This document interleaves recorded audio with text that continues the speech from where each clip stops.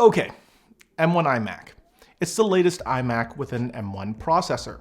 Apple refreshed the design and now it looks like an oversized iPad slapped onto a cheap Amazon iPad stand. But honestly, I love the look.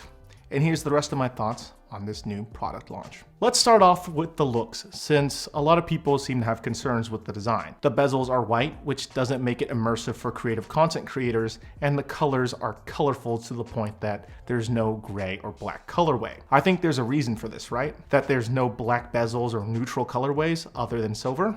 It's probably because this machine is not created for, well, those types of people. When I look at this computer, it screams family computer. Even in their marketing materials, these machines are often used in family spaces. These machines are colored in a way that they fit in with furniture. When I ask my more normal friends, not to say, tech savvy people aren't normal or anything, my more casual friends about how these colors look, they like them.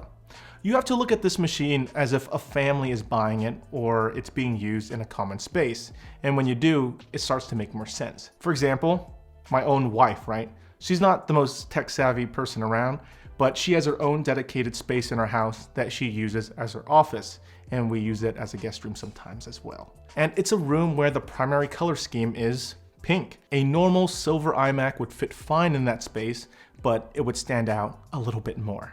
But see, she's the type of person that's particular about how objects in the space fits in with its surroundings. And this particular iMac would fit the aesthetic of the space much better and not stick out. Yet in comparison, you take a look at my workspace, my office space, where things are a bit more practical and my goal is to create content and not necessarily care as much for aesthetics as an actual living space. Then in that scenario, the M1 would not be what I'm looking for in a desktop.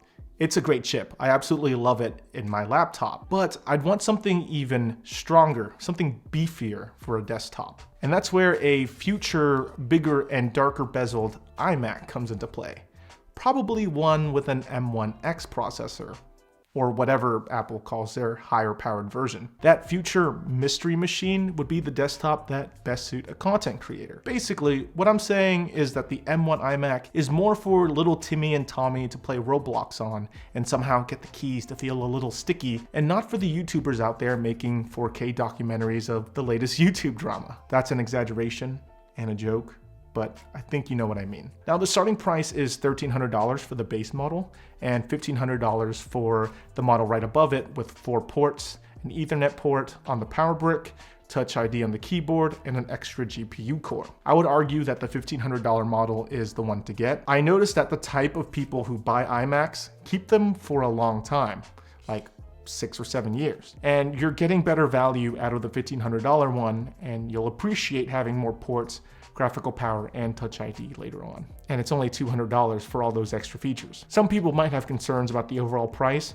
and some have even compared it to the Mac Mini, Apple's cheapest desktop. While the Mac Mini is probably the best value Mac out there right now, that's not a complete system. You can't just plop it down, plug in the power cable, and off you go. The M1 iMac comes with a webcam, speaker, and 4.5K display built in along with the color-matched keyboard and mouse provided. You have to buy all those things for a Mac Mini. By that point, if you add in the cost of all those things for comparable products, the Mac Mini is slightly cheaper, but still lacks features that are in the M1 iMac. And the most important distinction between the Mac Mini and the M1 iMac is that the Mac Mini M1 requires a ton of cables to get all those accessories set up and running. The M1 iMac, plug in one cable, wirelessly connect the keyboard and mouse, and you're good to go. Which again makes it perfect for a family. It's easy to use, easy to understand, and easy to set up. And there's way less cables to deal with. So yeah, I think this iMac is going to be a super popular machine among the average Apple consumer. The design is colorful and reminiscent of the colorful and iconic iMac G3 and iBook G3 designs that people loved. In terms of desktop Macs, here's my own bold prediction, if you can call it a bold prediction. It won't be the Mac Mini or future mysterious M1X iMac that will sell the best, but the M1 iMac. When these go out for pre-order, I'll be buying one to review, but maybe my opinion will change after that review and I'll eat my own words. Subscribe to see that, and let me know what you think about the M1 iMac in the comments below. Were there any other products in that Apple event that caught your attention? Leave all that in the comment section below, and I'll see you all next time. Bye.